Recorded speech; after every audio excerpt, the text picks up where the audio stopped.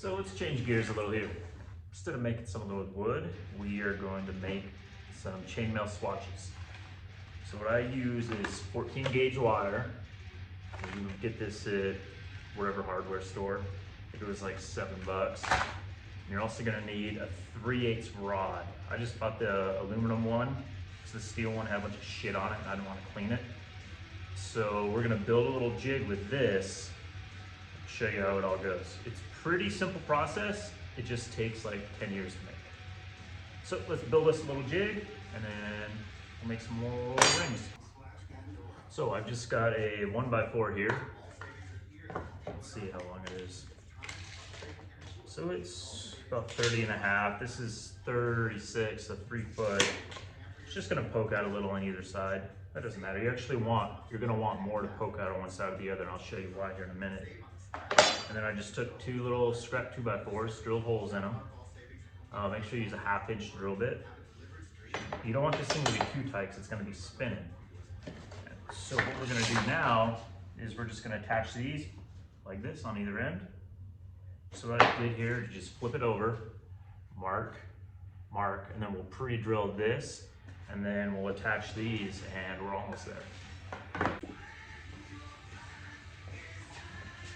So here it is all together. You know, just flush these up with the ends. That's fine.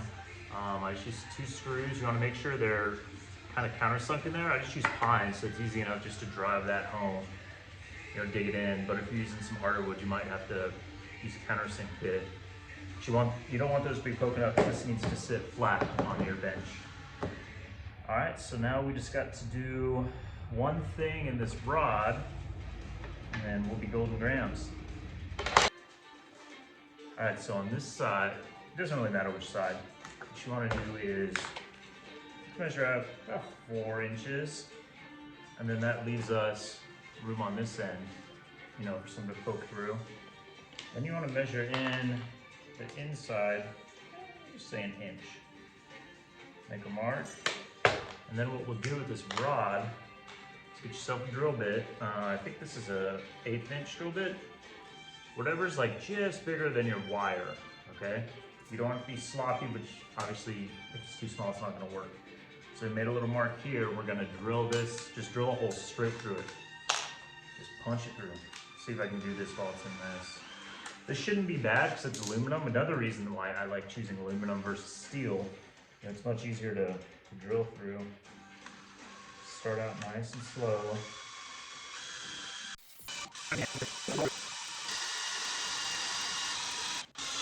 All right. Shit off of here. Cool, and now we'll actually get to the point where we're going to be making the thing that we make rings out of. All right, make sure you got yourself a pair of gloves. And so that hole we just drilled, we're going to loop this through. And for this coil, I like to just gently set it on the ground. You don't want to get in all tangled up, and you're going to be in a world of hurt. All right. So poke it through maybe, I don't know, 1/2 inch or so. And you get your drill attached to this end. Oof. Just go slow first. This first few are going to be jacked up. That's okay.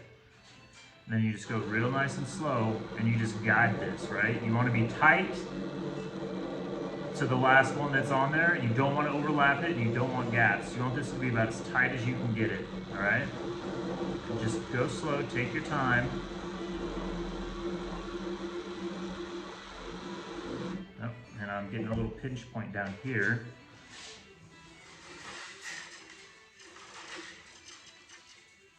Which is all right, you know, just kind of wiggle it out. We want it to be nice and snug.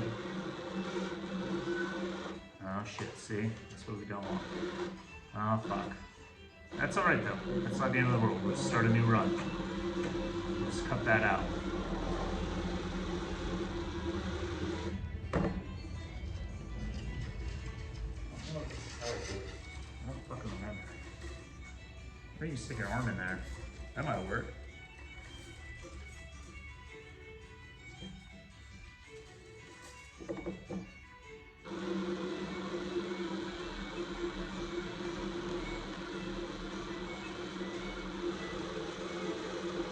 that's working actually a little better.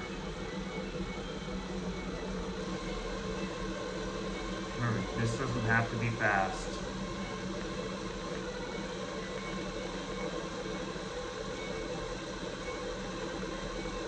I'm just keeping some slight tension on it too while I'm going.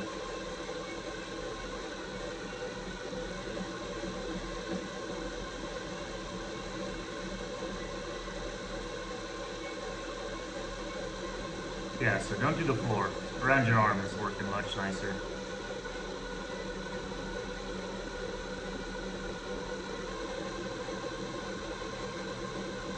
This is gonna make a pretty long loop here. Which is fine because you need a lot of rings.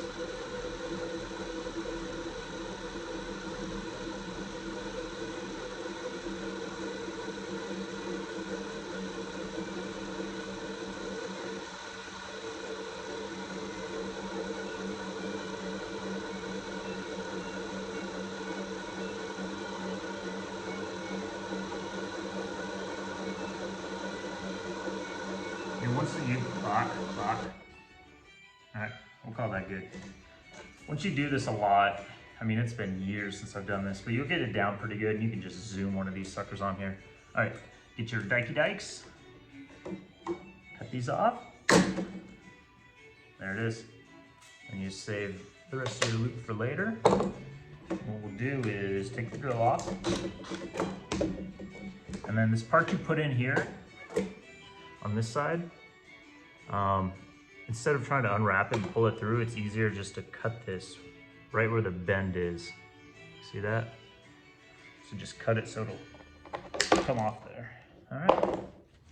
And then all you do is just slide it off. And you get a big floppy donger. All right. Like I said, I'll show you what we'll do with these little goofs I did. Those are goofs, those are goofs. Those aren't bad. That's a nice solid run, and then goofed at the end. Not a big deal, it happens.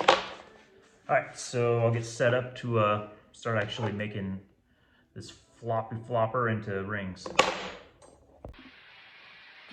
All right, so grab yourself a chair, get yourself a bucket. You see I got a few in here from like 10 years ago. And I like to use bolt cutters. I guess you could use dikes, but this process is pretty brutal. So I like to just kind of set this on my leg.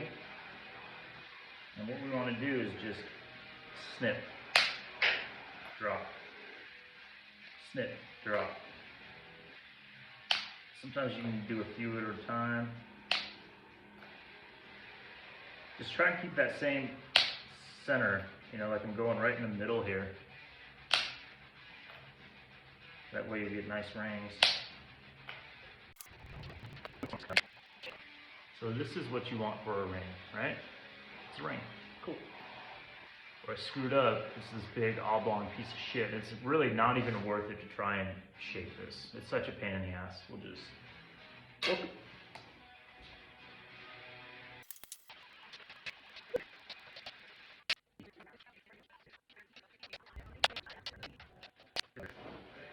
So check it, right there's where I cut.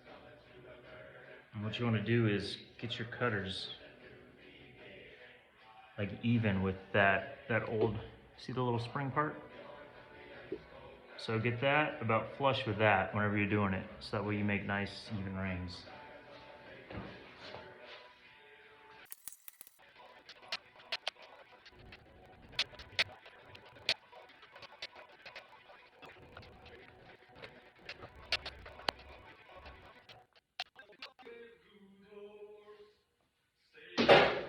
Oh fuck, I made it. Alright, pick up all your little shit off the floor you dropped. And this is probably like, fuck, I don't know, 4 of those springs worth. This is time consuming. Alright, so let's find out what we do with these now.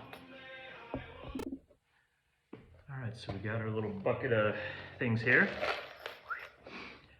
Now I'm going to show you how to make, it's called a 4-in-1. Basically it's just 4 of these rings, then one that holds them all together. And you're gonna be making tons and tons and tons of these. So let's swap the camera view and I'll show you exactly how to do it. First, it's getting pretty freaking hot in the garage, so I think it's time to put the hair up.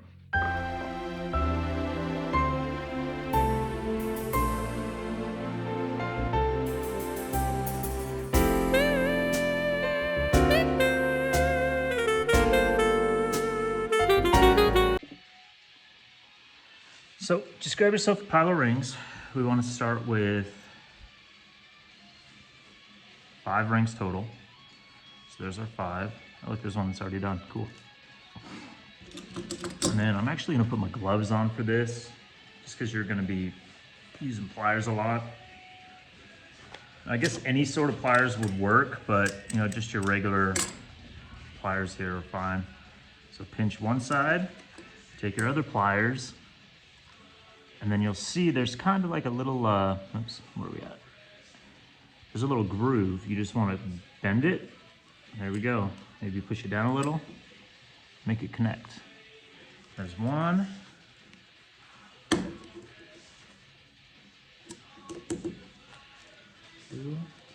Okay, you know what? Second thought, can't pick shit up with these gloves.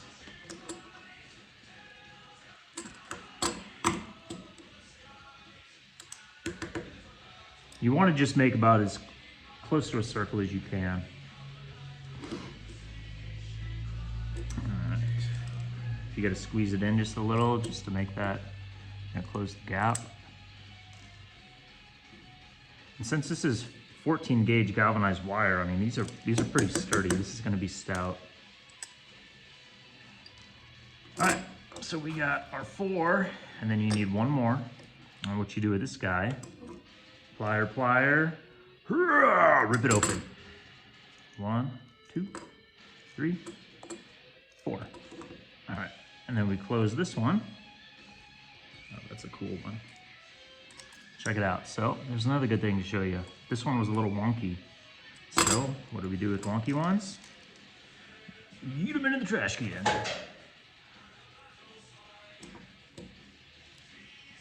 Open. 1, 2, 3, 4. 4. Okay. There we go. And then that's gonna look like this. See how it's got the 1, 2, 3, 4, and then 1 in the middle? That's our 4-in-1. So you're gonna make, I don't know, thousands of these. So what I normally like to do is set up, you know, just grab your handful of rings, because some of these are kind of stuck together just the way we take them apart, or if you got a bunch in a barrel, they'll stick together. I just like to set up 4 of them at a time. You know, just get little stacks, maybe like 10 or 20 stacks of these, make them all up into just these solid rings, and then however many of those you have, you know, just grab single rings and open them up, and then you can just make a ton of these at once. So yeah, actually I got my 4-in-1s over here. So those are all singles. And I've got another bucket that's, you know, nothing but these 4-in-1s. So I got another little jig. Let me grab that and we'll start putting these together. So now that we got our 4-in-1s made, let's check out how we attach these guys. So you're gonna need a couple of them here. And something that is extremely important is the direction of this center ring. Okay, I'll do them opposite so you can kind of see what I mean. This one is pointing down toward me. This one is pointing up away from me. These need to all be in the same direction. So I honestly like them pointed down. It's a little easier to connect things. All right, so let's check this out here. So what we're gonna do is we're gonna come down through this one, down through this one, come around and go up through this side, and connect them. I'll try my best to keep my fat fingers out of the way and show you how we do this. So start with this one, you go down, you go on this top one, you go down, then we come over to this one and you go up. Make sure you don't clip that middle ring. So we go up through this one, right here, and then on this one, we also go up. And then just kind of hold that up there in that position. Get pliers. Actually, you can just pick it up, it's fine.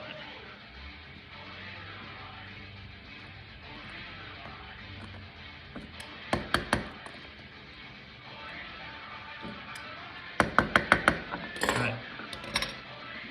Just sort of get them unstuck. You'll notice it's kind of a pain in the butt sometimes. You gotta kind of flip on them. But you'll know when you get the look you want. There we go, right there. So that's two of them connected together. We're gonna run all the way down. I got this board, stuck a nail in the top, counted it once, we'll put the first ring in there, and then it goes all the way down to 22. I don't remember why I did 22, but I must have had a reason, so we're gonna do it again. And then you just kind of keep rolling with that. So you take this first one, hook it around your ring, bring this one up, and then you'll need just these single rings. I forgot to say that. Just a single ring. Just open it up. So we'll go down, down, and on this other ring, up. Come on, up. Make sure you don't go through the center ring. It's kind of funky at first, not gonna lie. I had a hard time remembering how I did it, so I haven't done this in years and years and years. But I mean, it comes back to you real fast. So once you get it down, it's pretty simple pattern. The biggest thing, remember your center ring pointed towards you. So down, down, up. Come on. Up.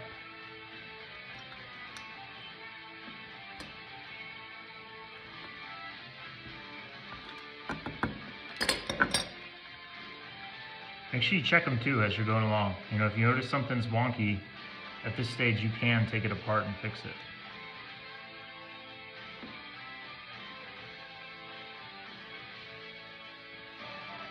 Okay.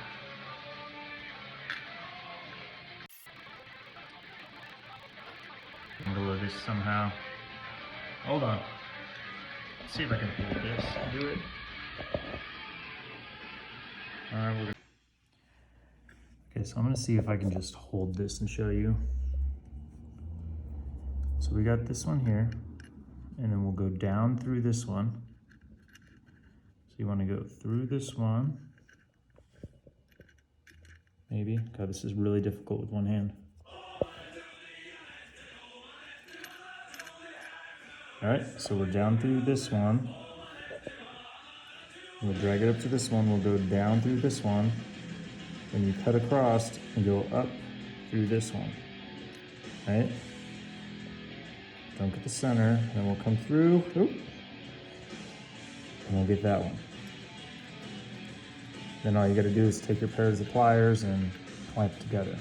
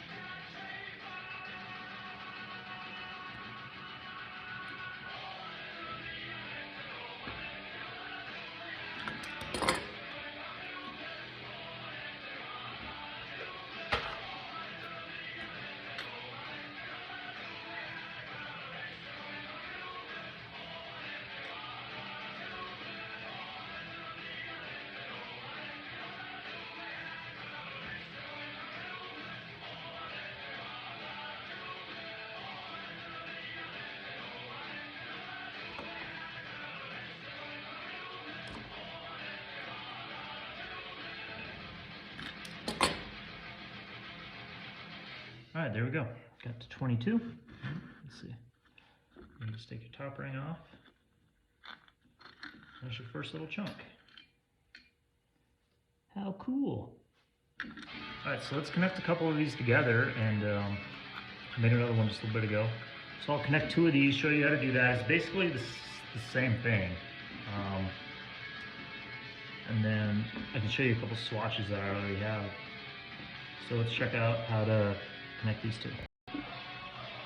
So we got two of these little stringers now, and to connect them, we'll do pretty much the same thing as we did connecting these. We just got to hit them this way. I find it's easier to go up and down versus trying to go this way. Again, your center rings are very important. They're all facing toward you. Makes this way easier. So on this one, what we'll do is we'll take the bottom and top ring, and we'll go down through the bottom, down through the top. All right, then we're poking through here. And on this side, we'll come up through the top and up through the bottom. And just leave that there like that. Get your pliers.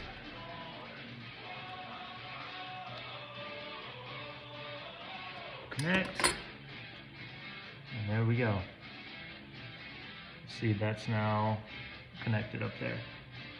So we just got to repeat that process the whole way down.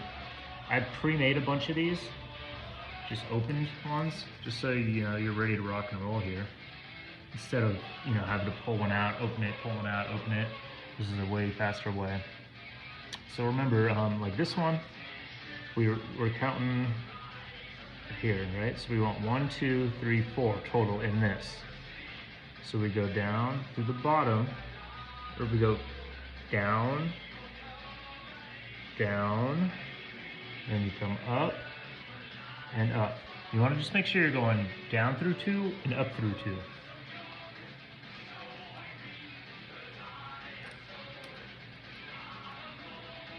And just like any of these other steps, if you do one, kind of spread it out, look at it, make sure everything's good. And if you notice something really off, fix it now, instead of 7,000 hours into your tuning.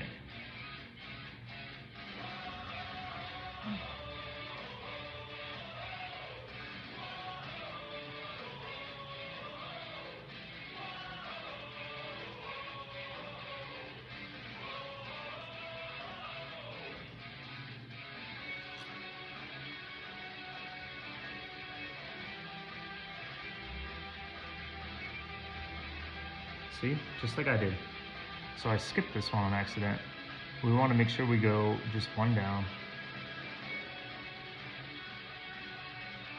So what we'll do is we'll come down, oh lordy, down, up, and up.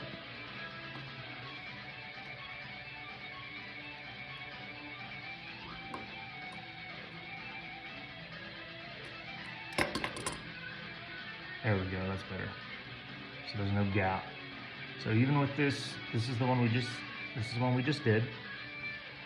So we'll still come down, come down, go up, and go up. Come on.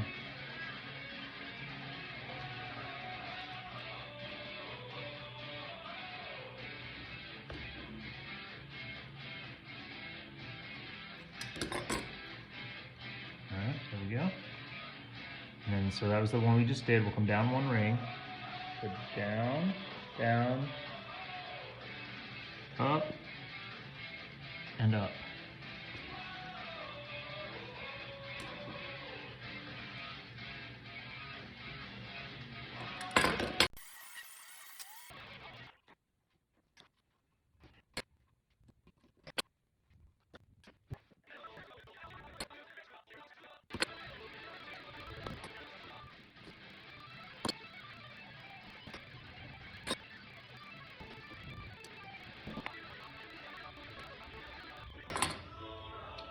So there we go.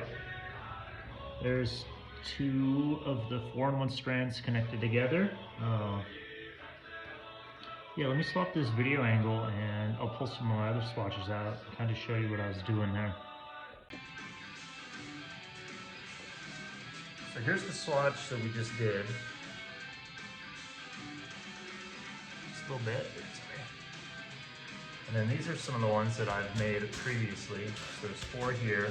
So I remember, I don't know why I wrote 22 on my measure board, but 20 is what I did. So these are just a little longer, which, whatever, you know, this can just go into an arm or something. So these are just 20 by 20. You know, so you just do the same step we did for this. Just make more rows, you know, and then add. And that's how you get yourself a swatch. And apparently, as you can see, you're gonna need a lot of these, right? I mean, geez, look. There's one teeth, maybe. Guess you could make a bikini be a little faster. Probably wouldn't feel good. But there you go, that's how you make chainmail swatches. I'll get back to you in probably a year or so by the time I make a tunic.